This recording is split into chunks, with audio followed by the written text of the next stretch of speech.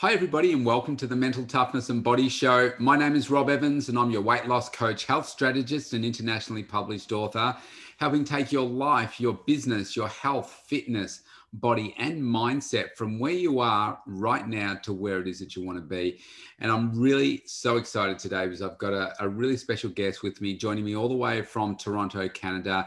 It's the one and only Unstoppable Tracy Smith. Now, Tracy is an international speaker. She's an award-winning author of Unstoppable You. She's a decorated athlete, and she has an impressive over 60 million views on YouTube. She's also been featured on Oprah, Today, Cosmopolitan, The Huffington Post, Marie Claire, and Elle magazines. Wow, that's so much going on. Tracy, welcome to the show. Welcome back. Rob, are you kidding? It is so wonderful to be here with Mental Toughness and getting our mojo. Yeah, thank you. Thank you so much. It's always such a pleasure to have you back. And today's topic is, yes, about getting your mojo back. And to start off with, though, before we get into that, I did want to ask you, because I know that we've just had a little discussion off before the recording, and you are in the middle of moving, you've got boxes all around you and all that kind of stuff. But I did want to ask you, because it's been probably about 6 months since we caught up, how have you been since COVID? Because last time we spoke, you were still in lockdown. I spoke with Feng Shui the other day, and he's in Alberta. I'm not sure how far away that is from you, but he said they've just gone back into lockdown again. So how have you been coping with COVID? Ontario's back in lockdown too. And there was certainly a big impact in March of last year when it all came. And, 24 stages in 24 hours canceled. And so it was a slower summer. But September onwards has been booming. Like once the world understood virtual, it skyrocketed. And then 2021, once people realized that they didn't just want their VP or their local HR person, they needed somebody super engaging. It just really increased the virtual. People were like, oh, we'll wait till after we can be together again. We'll wait till we can be back together again. Now people are just like, no more waiting. We've got to either shed the COVID, I call the COVID-19 in terms of pounds, right? People gaining the COVID-19. Yes. And then as well as the COVID-19 of 19 block ideas of what stops us and frustrates us. I think there's a lot of definitions for that 19, but it's been extraordinary for me because virtual's really picked up again. Yeah, fantastic. And so you said you've just gone into lockdown again, have you? We did right after Easter for those that celebrate Easter. Okay, so a little while then. So you've been in it for a few weeks. Any idea how long you'll be locked down this time? It's non-negotiable for another couple weeks for sure. But it's really predicted into the future. Although they're really rolling out the shots fast, it doesn't seem to be having an impact on our numbers. I think this spring and our youth, they want to get together.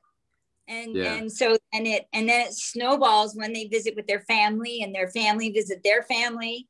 There's always two sides to every family, the in-laws and so it continues. Yeah, right. So in relation to today's topic, so getting your mojo back. So I guess the first question should be losing your mojo. And the reason that this topic I thought would be good for us to talk about, because of just what's been going on globally over 12 months now. Last year, we were locked down for 8 months here. We're pretty much back to normal now.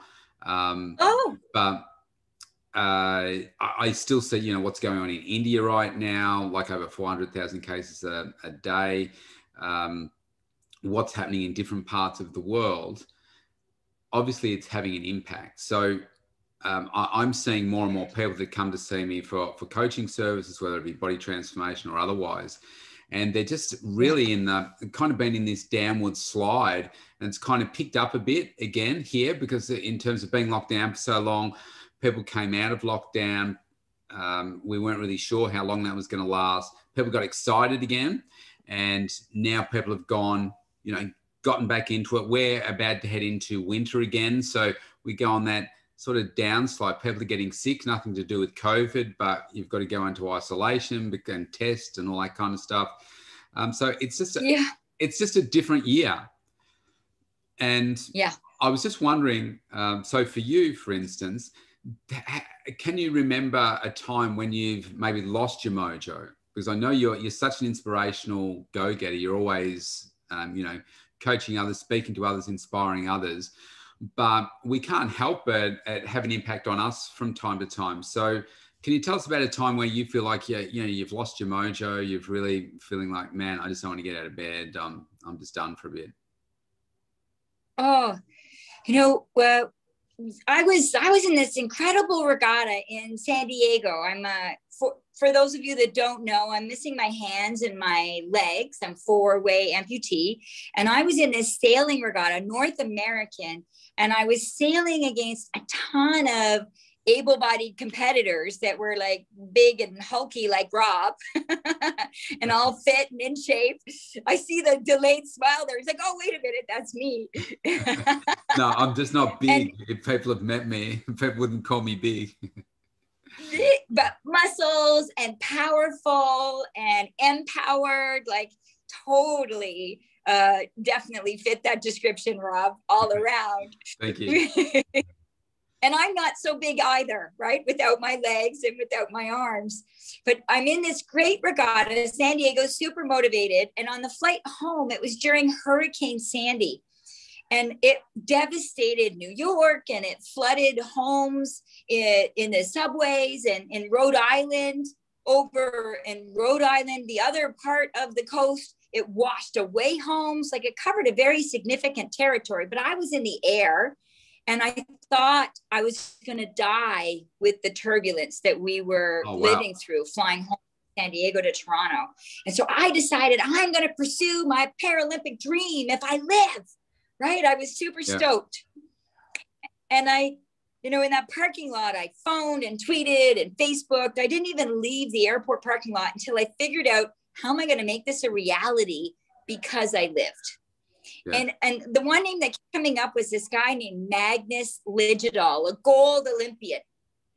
And he mostly trains able-bodied men that are already getting gold in their national regattas and North American regattas and international regattas. Like, people from Melbourne were in that San Diego regatta, and people from Australia were training in Miami, Florida, getting ready for Olympics and Paralympics. But he never answered. And I realized, you got to be face to face with people to get it. So, okay. Yeah. So 5 days I drive down without my hands, without my legs, figuring out the gas over my head. And I arrive in the parking lot, and he wasn't there. So I pulled my car in between these two big multi-million-dollar yachts. I feel like who you surround yourself with is who you become, right? And I'm sleeping in my little car, and everything I owned, if it didn't fit in my car, bed, dresser, all those things, I ended up leaving behind. I only took stuff that fit in my car. So I'm sleeping in my car with all my worldly possessions of my life that I'd given up so that I could meet this man, Magnus Ligidal, and he wasn't there. So I'm deflated, and I'm in my car, and I wake up at 5:30 in the morning because of sunrise, right? I don't have any blinders on my windows.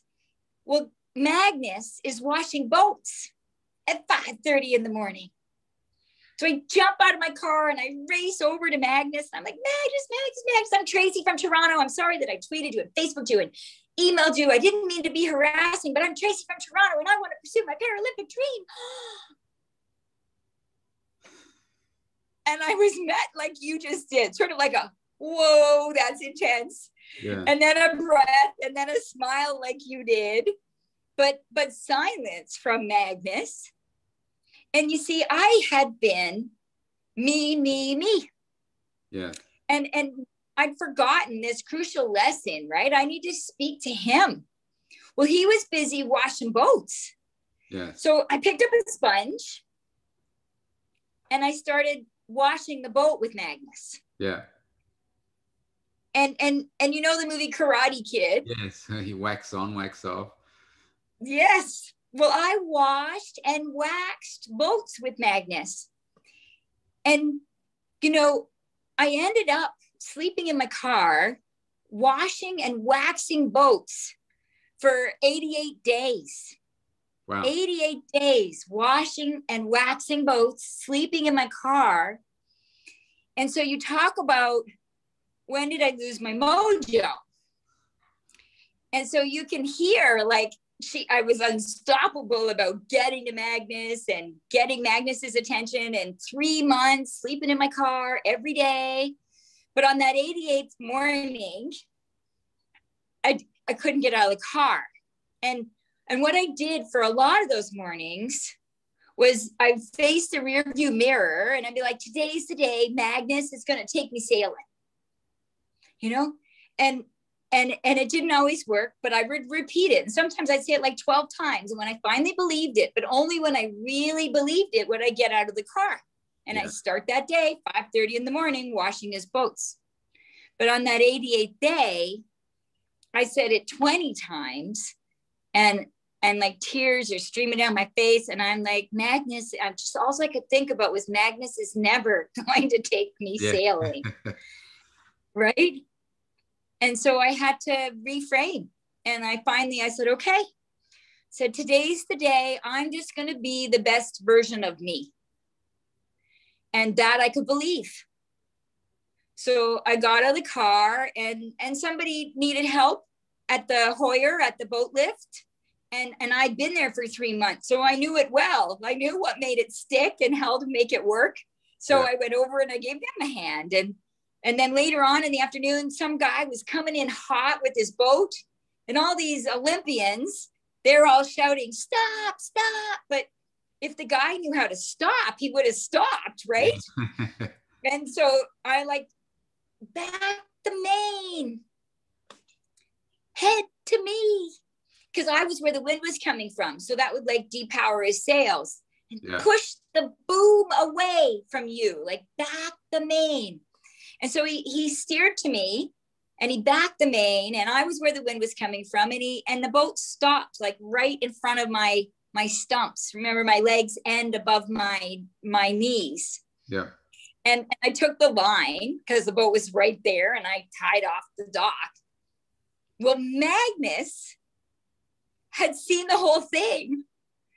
And Magnus clambers on down. You know, I'm kind of like Donkey, I'm afraid. And Magnus is kind of like Shrek. That particular 3 months is how it went down, right? I'm just like, Magnus. And he's Shrek who wants to be left alone, right? And I'm rallying all the people on the dock, and they're all ending up benefiting from conversations with Magnus because I'm the facilitator. So he finally clambers on down to the dock, and he says, Tracy, you can sail. Because he saw me helping all these people that day. Yeah. But that's definitely a day that started by losing my mojo.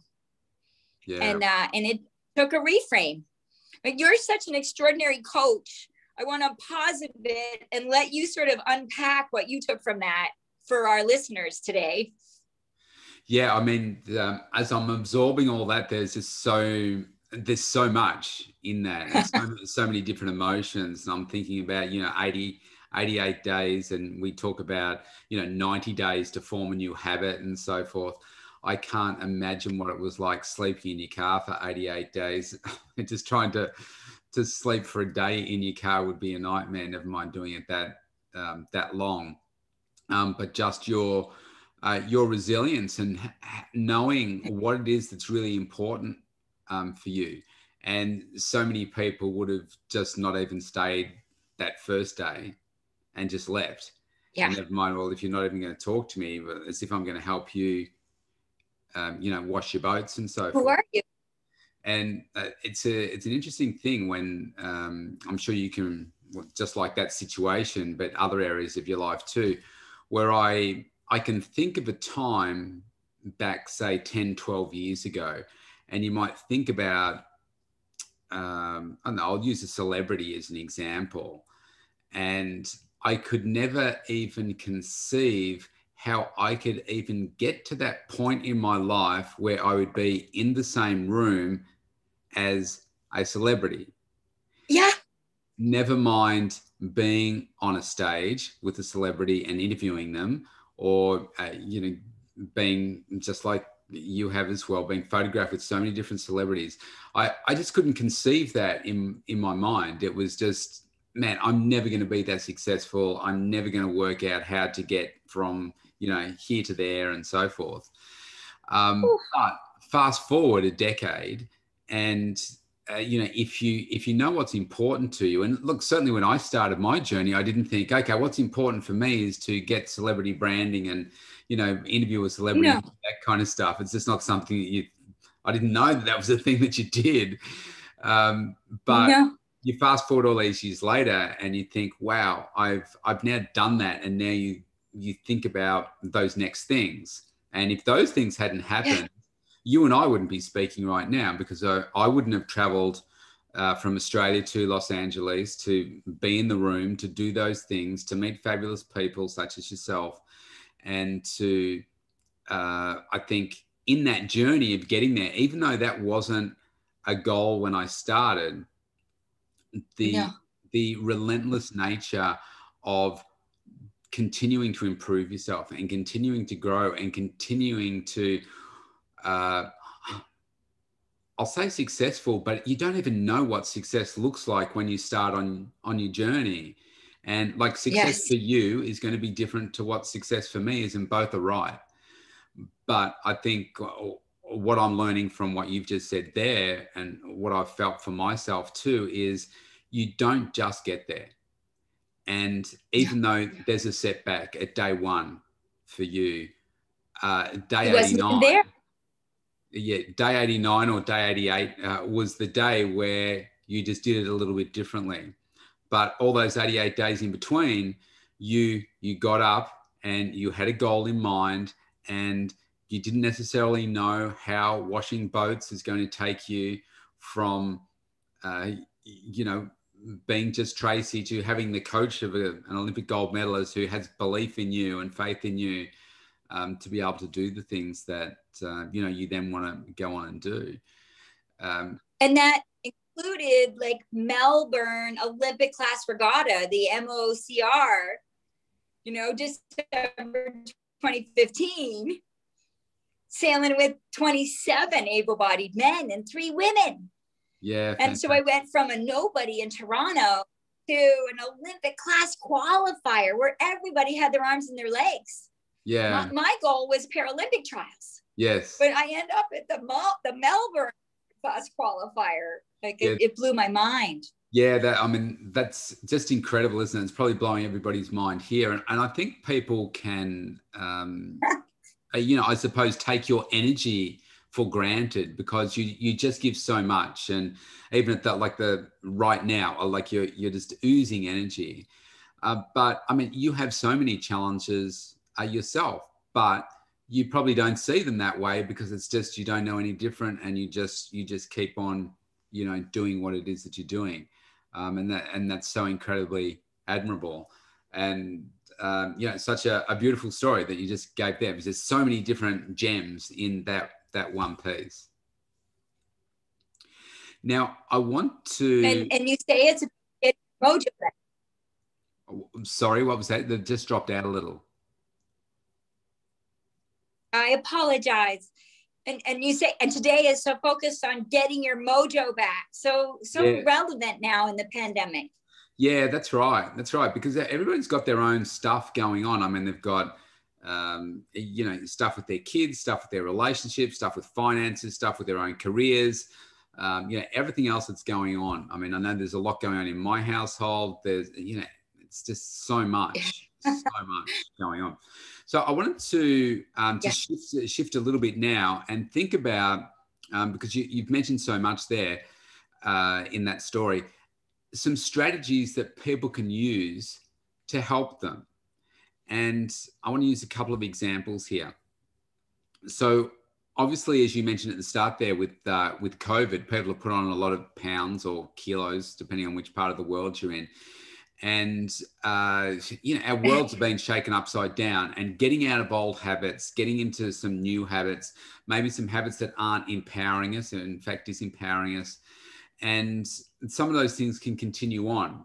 And certainly I deal with a lot of people that work in seasonal, periods of motivation and inspiration, where it comes into winter, they don't do anything for the winter. Spring comes, they think, I've got to look in shape, I want to look after my health a little bit better. And, that's when they start doing things. I'm just curious, what strategies that you could perhaps recommend to help people to, if they feel like they have got their mojo back, or have lost their mojo and they want to get their mojo back. What are some strategies that really work for you, or you see working through your coaching? Yeah, I think it's, something else I do is bobsledding. And I love bobsledding because it is fast, right? And it's immediate. You get there in all of it. And what I love about bobsledding is that speed. And what gives me that speed to return to that feeling unstoppable is when I exceed uncertainty and embrace possibility and earn independence. And so feeling uncertain is no excuse for inaction. With no legs, when I started sailing, I kept falling out of a boat. And I failed my first summer. But all the other kids, they all got their white sail level 1. And it turns out I knew the parts of the boat, I knew the points of sail, but if you can't stay in the boat, you can't get your white sail level 1.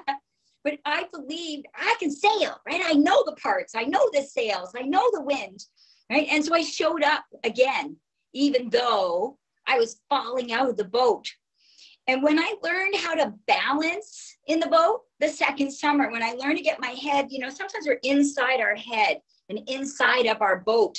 When I learned to look ahead on the waters and see the turbulent water, that let me know, okay, there's a windy patch. And if I wanted to sail around it, so I didn't fall out of the boat, I could do that. But better yet, I learned to brace myself and sail through it and be fast. And that second summer, all of the other kids that got their white sail level 1, they all got their white sail level 2. But that summer, I got my bronze 4 because I was doing an advanced study skill. I was balancing in the boat and reading the water. And then I got my white sail level 3, 2, 1. And I was the only one. And so feeling uncertain is no excuse for inaction, right? Exceed uncertainty, even though you feel like you're drowning, even though you feel like you're falling off your commitment wagon, right? Is exceed uncertainty. Feeling uncertain is no excuse for inaction. You're just doing your advanced study backwards. You're just learning some extra skills before you were ready. And so it feels a bit overwhelming, but the bonus is it's going to catch you up. So that's beautiful. Again, there's so many images. I'm imagining the waves and the uncertainty. Even though you're uncertain, you do it anyway. And, as you were saying, you sail straight through it anyway. And it's because you sailed through it that I can guarantee that you got better because you went through it, as opposed to doing it in theory. Because you went through it, you got stronger. Yeah. Right.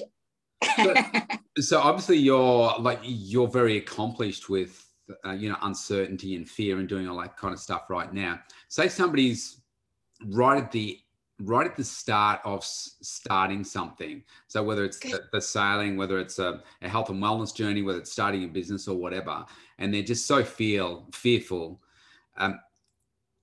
What do you say to that person? Because we can say, look, just do it anyway. But what is something that you can say to them that you said, well, this works for me? So, we think with sailing and walking and eating and with hands, no legs, people said, oh, you're not going to sit up, you're not going to walk, you can't go to this school. Like I got no. I still get no almost every day of my life because people look at me and think you're not able. Yes. And a bit of a parallel to what you're describing for a new health plan or a new initiative for me was skiing, because that was a really big one. And I had no idea, how am I going to ski? Right? How am I going to stay committed on this wellness plan, some of you might be saying, or come out of this crazy financing that I'm dealing with right now. Yeah. And so there wasn't anybody else with no hands and no legs who'd ski before. Like I couldn't Google it and compare. And some people who are paralyzed from the waist down or missing legs, they use a sitting ski and crutches. Yes. And they have skis on the end. But because I don't have my hands, when I tried the sit ski, my hands, I wasn't able to hold the outriggers and I wiped out. And we tried my artificial legs, but because my legs end above my knees, I don't think it's going to be clear but they end above my knees. Yeah. Every time I was on the hill, my artificial knees just bent. And so it didn't help keep me upright. So I wiped out some more. Yes. Now I didn't know how I was going to ski, but I wasn't going to figure it out on some comfy couch at home. Yes. Right. I had to get out there to figure it out. And so embracing that possibility, I'm going to ski. I'm embracing that possibility. I'm going to succeed at this wellness plan, even though you don't know how. And we were sitting on a bench inside, and my ski instructor, I was younger, I was a teenager, and I'm thinking, holy cow, he's got big feet. Not very appropriate. And then I got a light bulb. He's got big feet. I could put my thighs in men's ski boots. And so that's what we did. Okay. So we put my stumps, because my legs and my knees, and we put my thighs in men's ski boots. Yeah, cool. Well, I wiped out again because ski boots are angled, right? And they're forward. So what we did is we put my thighs in men's ski boots backwards. Because then they were on an angle, right? And then I was in that skier's duck squat. So embrace the possibility, even though you don't know how, right? You need it. Yeah, I wouldn't figure out my backwards boot solutions if I didn't get started, right? Yeah. Don't avoid failure, right? It's your one try away. Embrace possibility. You can do it and get started, even though you don't know how. Yeah, brilliant. And obviously learning to ski was super important for you. It was something that you really wanted to do. Yeah, I got a bronze medal eventually. Yeah, brilliant. You're so skilled, Tracy. I had no sporting skill whatsoever. And I'm able-bodied, and I just had nothing. But what you just, again, illustrated there so eloquently is the fact that if you know what it is that you want and why that's important to you, the how really doesn't matter, because you will work it out. And that's exactly what you've done right there. Well done. So I wanted to ask you about perhaps what are the signs for you where you feel like Tracy's becoming not so unstoppable. Yeah. Tracy's feeling a little bit overwhelmed. Tracy's not feeling like getting out of bed. You're starting to feel like, oh, yeah. What are those, because I'll share with you after you share with me kind of thing. What are sort of those red flags for you that say, yeah, there's something not quite right here? So, I usually wake up super motivated, right? Like I wake up and then my mind starts racing about all the things I've got to do and that I want to do. And, oh, gee, now I got to think about what to do first because I've got to prioritize to make sure I get some of those things done because there's so many ideas. And so one of the signs is when I want to wake up and roll over, when I don't feel like jumping out of bed. Yeah. Another sign for me, interesting that you're in the wellness world, is eating. I'm pretty diligent about what I take in and how many calories I take a day, especially since, becoming an athlete. It's been every day. Every day I have a particular protein drink that works for me because I know it's got all the nutrients in it on top of super healthy meals. I never want chocolate. But when I feel like chocolate, so when I feel like chocolate, when I want to roll over in bed, I was telling you all my sins. I can't believe I'm confessing this on air. You won't hear this in any other video the last 5 years. Yep. There's a lot worse than what you're telling me. Yes. Yeah.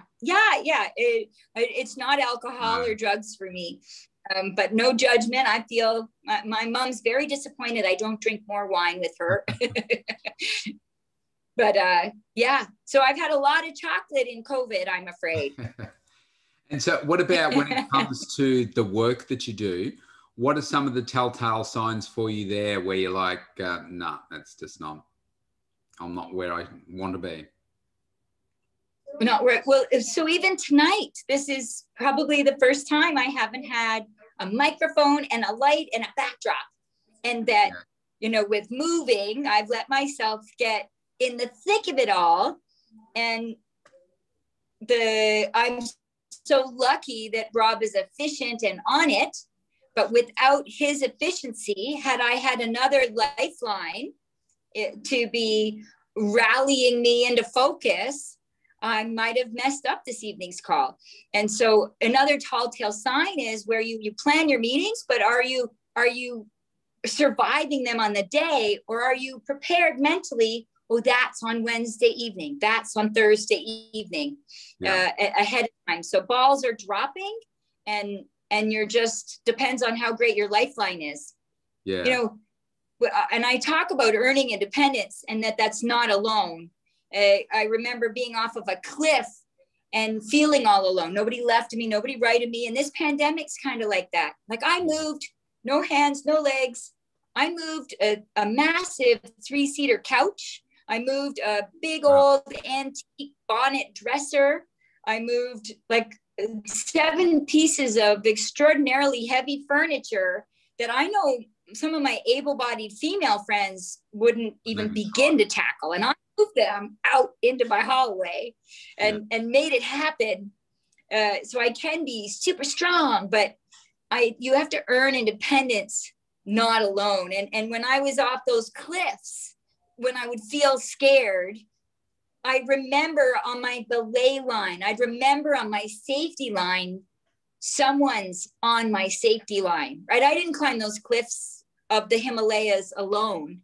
Yeah. And for me, it's you, Rob, your mental toughness and consistency and hanging in there with our friendship over these years. You're one of my significant lifelines that even now, overwhelmed with the move, that you keep me focused and remembering, hey, we're on in 5. Yeah. And so what are my signs? Is also dropping the ball and surviving meetings just before, instead of being aware 24 hours before, a week before, strategizing. How can that be best leveraged and marketed times 10? Yes. Yeah. You're really on fire tonight, Tracy. You're dropping so many gold bombshells here, which is really, really lovely. I'll share with you just some of the things that I see that happen in me, because I work such, as you probably do too. I work very, very long days. Like today's a 15-hour day, for instance. It's just we're at opposite ends of the world. You're in Canada, I'm in Australia. It's 8 a.m. in the morning. Here, I've already coached 3 clients already this morning. Right. It should have been 4, but 1 slept in. So, really, really busy. And so it can be unrelenting. So where some of the things that I notice that show up for me, one of the ways that I give back to myself, even though it's a big part of what I do in my coaching and with clients and stuff, around working out. One of the ways that I give back to myself is working out, like getting into the gym, doing a workout and just feeling really great. It's because I got to look after myself so I can be up, alert, and energized for, you know, when I'm talking to you and all my other coaching clients. And so I find when I get into the gym and I'm like, oh, I'm really not excited about this workout, that's when I know it's time for me to have, you know, a layoff, something like that. Or where I'm working, so I'm sitting at my desk right now with the Melbourne skyline, it looks like in the background there, and I'm sitting at my desk in my office at home. And if I'm sitting down here, because my time is so precious, like during COVID, I was so incredibly focused. It was like, right, I've got my strategy. This is what I'm doing. I'd get up, so right, I couldn't wait to jump out of bed. And I'm like, let's go. And go, go, go, go, go. So another one for me for work is if I'm sitting at my desk and it's like, I am really not motivated to do that particular task at the moment. So there are a couple of things for me where things that are really, really strong for me normally, and I start to find that, I'm losing my passion and interest here. That's when I know that things are not quite right for me. And probably a little bit more tired and not wanting to get out of bed first thing in the morning like I normally do. Yeah. So on it's just human. What was that? Sorry.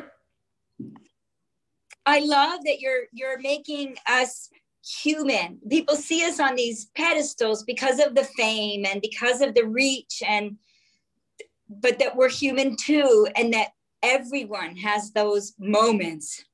Yeah, that's right. And I'm glad you mentioned that, because you mentioned something before about failure, falling out of the boat.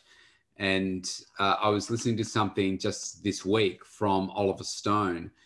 So, you know, the famous director and Oscar-winning director and so forth. And you would think that he'd be excited about making every movie and everything he touches is going to turn to gold type of thing. But he says that he's had more failures than successes. And each time that there's this movie that comes up, he's like, am I up for this? Because it completely, takes away everything in your life. It requires everything of you, every part of you. Do you have the resolve to be able to do that?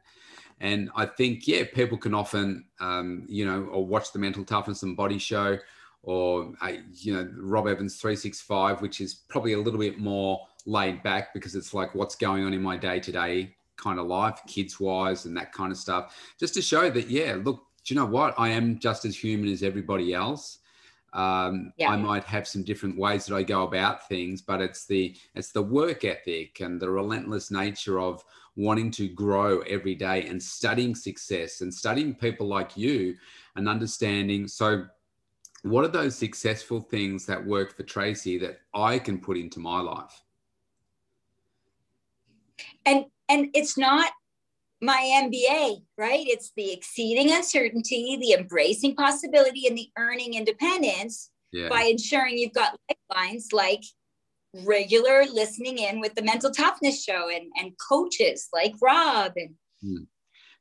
Having that right mindset is just so powerful, isn't it?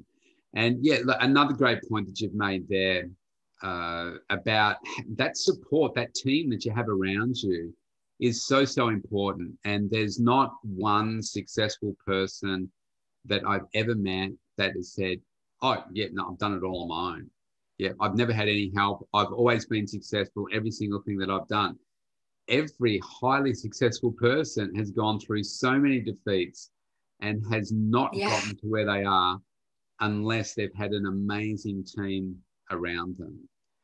And we're not born with an amazing team. We have to create it, don't we? We do. It's funny. It comes back to that Shrek analogy with Donkey, right? I didn't know it when I was trying to get Magnus. But what I did in that time is I ended up rallying the gingerbread man and the flying dragon and all of those other players that were part of it on my journey. And actually, I learned tons those 3 months before Magnus. and all the other Olympians around. And when I jumped in that boat, I'd washed every nook and cranny of it, that by the time I was sailing it, I knew that boat like the back of my non-existent hand. Guess that analogy doesn't really work for me. But I knew it well. And it was the team, it was the village of Miami. A funny side note is the location where he had his boatyard was called Shake a Leg. And I thought that was pretty funny as a girl with no legs, that where I trained was a place called Shake a Leg. That's cute. And so that community of Shake a Leg was part of the journey as well in the competitive world. Yeah. And sometimes as you're building that team, like your gingerbread men and all those different experiences around it, you can be thinking, but I'm not getting what it is that I want. You know, he's ignoring me. I'm just washing his damn boats. That's all I'm doing. And you don't necessarily realize how, okay, all of these people are going to take you to that next point. When you turn around and you look back, you can say, that's why I had to do all that first. Whether he consciously knew it or not, he was putting you through, just like Danielson from the Karate Kid, putting you through your paces to say, well, are you really up for this? Have you got what it takes? Brilliant. Now, Tracy, I know we could keep talking all morning or all your evening, and I know you've got boxes to unpack, but there's just a couple of final two questions I got left for you. But this one is around, we were talking about, you know, what are those red flags that you have where you see you're really going down? And you mentioned before a couple of things that you do daily. I wanted to get a bit of a sense of the things that you have conditioned yourself to do daily so that you do become unstoppable every day.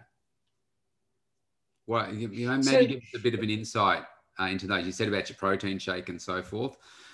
So tell us what works for Unstoppable, Tracy. And I mean, that's the first bit. If I am ever tired and not feeling ready in action, the first thing I go do is pour in that protein multivitamin shake and throw in some. And I love throwing in the spinach and the fruit with it, and it gives me that kickstart. And on the days that I don't do it, I find I am hungry and I'm tired and I'm hangry. And people know me as super positive, but I actually pretty edgy. And so my body has taught me that when I don't do that, I really, really miss it, because I've done it every day since 2010. Yes. I haven't missed, and there's an odd day where I miss it, or you sleep over at friends, or you don't have it on you, but I really notice it. And so it's not just a nice to do. It feels like a void in my life. I pretty much try to start shutting my head down with sundown. I might be doing events online and coaching online, but anything besides work, I try to shut my head down. I tend to be, I think after all that time of sleeping in my car and losing the lights, my brain kind of shuts down with sundown and wakes up with sunrise. So having an early start, I think, is also another big. And when I mess that up, that's usually when I also feel less motivated. And there's been many times in COVID. So I was going to say, sorry, Tracy, for interrupting. Just on that note, because I like to get an insight into what time people start their day. So give me an idea. What time do you normally get up, and how many hours sleep do you normally get? It's not for everybody, but I definitely, I would say 5:30 is pretty regular. Yeah. And it's sunrise. I really am a sunrise girl. So when the seasons change, it's sunrise. But 5:30 is probably a fair general to say, but sunrise. And I like, if I can get 6 hours sleep, that's a good night. Yeah. Okay. I tend to not get very much. I have 4 to 6 hours sleep. And on the nights where I know it's going to be like 4, one of the things I say to myself is I say, this is going to be plenty of sleep, and I'm going to wake up fueled and ready with sufficient amount of rest. And I talk to myself that way on the days that it's going to be 2 hours or 4 hours or less. And I find that the nights that I skip that, on the shortened sleep nights, I'm not as empowered in the morning. I find that's very helpful when I psych my head for a little sleep to be enough when I wake up. It's a very useful tool for me. Yeah, right. Okay. Yeah, cool. And what about, what are some of the things that like you said about by planning out your day, the outcomes you want to achieve for the day, for work and personal and so forth? Like, how do you tackle that part of your, to make sure you're productive and getting things done? So it fits in with the 12-month plan. Like, I know what my goal is, and I always want to do better than the year before. And so what would that look like? And then divide that by 12 months. So what does that mean 12 months? What does that mean in 4 weeks? And what does that mean in 7 days? So what does that mean today?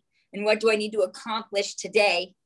And so it means that every day there's a conversation that's some kind of reaching out to more people in the world, like Mental Toughness Body Show with you, Rob, and making sure there's always one of those, and that there's always a money generating conversation.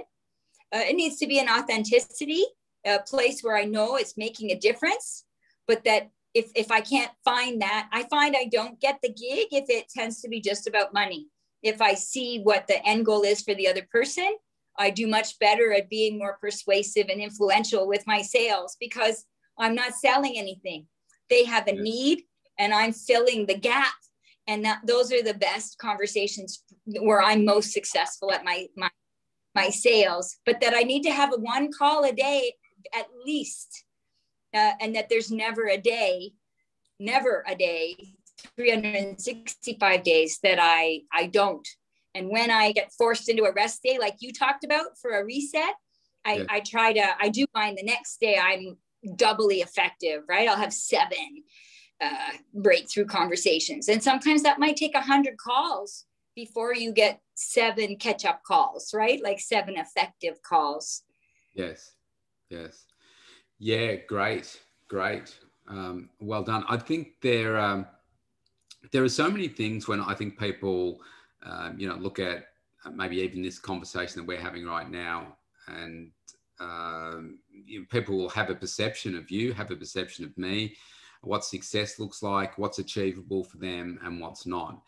And I think, which is why this is called the mental toughness, because you do have to love what it is that you're doing. And if you do, then you'll find out how to do it. But it's the work ethic has to be so unrelenting, and it doesn't always go smoothly. And getting those breakthrough conversations, even at the level that you operate at, even at the level that I operate at, not every conversation is successful. You don't get what you want necessarily from every single conversation, but I guarantee that doesn't stop you from having the next conversation, just like me. Like I reach out to guests all the time to appear on this show, and sometimes you can get intimidated by, a certain, branded person or whatever. You think, oh, gee, will I ask them? Or what if they say no? And I was just saying the other day that actually no one has ever said no to me yet. And we're up to, this will be around episode 280 or so, something like that. Woo! And no one's ever said no. So I think, okay, why should I even be scared about that? Just ask, because no one said no yet. Yes. Yeah. So it doesn't. I've just lost you for a moment, Tracy. I can still. Are you back? I'm hoping that some tiki soul give me a call. And I suspect they're going to call back because I just declined. So hopefully they don't think I hung up on them on purpose. Yeah, sure. Look, Tracy, I'm going to let you go and take that call, and I'm going to let you go and unpack your boxes. I wish you all the best with that. But before you do go, I wanted to ask you a couple of more questions. How can people get in touch with you? How can they grab a copy of Unstoppable You? And give yourself a shout out. Oh, well, and I would love to give everybody a copy of Unstoppable You, right? It's the stories, but it's self-coaching too. And so just visit Unstoppable Tracy And that's everywhere: Instagram, Facebook, YouTube, Pinterest, TikTok, you know, LinkedIn, even LinkedIn. You type in Unstoppable Tracy and you'll find me. And my website, unstoppabletracy.com, if you share your email, I'll send you a PDF of Unstoppable You. And I don't send as anywhere near what I should be sending every month. It's very rare that I send out mass emails. So it's just an opportunity to keep people being unstoppable. The more of us that are unstoppable, the more unstoppable we all are. Yeah, beautifully said. Beautifully said. Look, Tracy, I want to thank you so much for your time. And I didn't know until today that you were moving. So, you know, most people would not be committing to a call while they're in the middle of the move. Look, it's been a pleasure, you know, since I first met you a couple of years ago. And every time we have a conversation, I find I always take something away from your inspiration and energy and your focus and drive. You just you give back so much. And I know that's an important part for you as well as it is for me too. So thanks so much for your time today. Good luck with the boxes. I hate moving. I don't envy your task, but well done on getting to where you are right now. And we will speak again soon. Rob, the feeling is 12,000% mutual. And just at the end of a 2-day move, you got me feeling energized again. I'm so glad to be chatting with you. Fantastic. Thanks, Tracy. Thanks, everyone.